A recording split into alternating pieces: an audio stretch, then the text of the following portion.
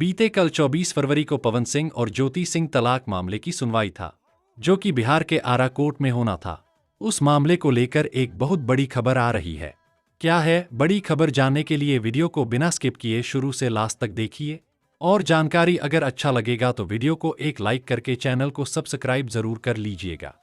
साथ ही साथ अपने दोस्तों के पास शेयर भी कर दीजिएगा। तो चलिए फिर वीडियो को शुरू करते हैं बिना किसी देरी के। तलाक वाला मामला को लेकर पवन सिंह जनता के बीच अपनी बात साझा किए हैं।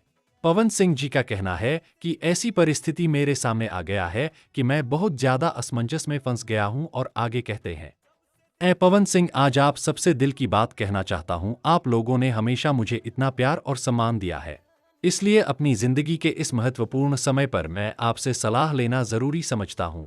बात मेरी और ज्योति की है, हमारे रिश्ते की है और उस फैसले की है जो हमारी पूरी जिंदगी बदल सकता है। पिछले कुछ समय से मेरी और ज्योति के बीच काफी उतार चढ़ाव चल रहे हैं।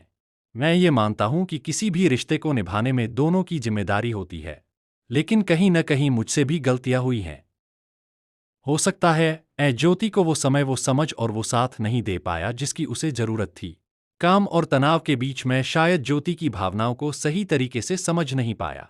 जब मैं आज शांति से सोचता हूं तो एहसास होता है कि रिश्ता सिर्फ नाम से नहीं चलता, उसमें भरोसा, सम्मान और साथ बहुत जरूरी होता है। ज्योति हमेशा से यही कहती रही है कि वह मेरे साथ रहना चाहती है। यही बात मुझे बार बार सोचने पर मजबूर करती है।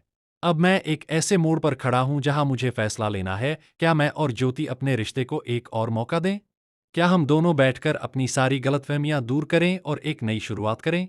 या फिर हालात को देखते हुए हमें हमेशा के लिए अलग हो जाना चाहिए? ये फैसला आसान नहीं है, क्योंकि इसमें सिर्फ मेरा नहीं बल्कि ज्योति की भी पूरी जिंदगी जुड़ी हुई है। इसलिए मैं आप सभी से दिल से पूछ रहा हूं, आप लोग क्या चाहते हैं?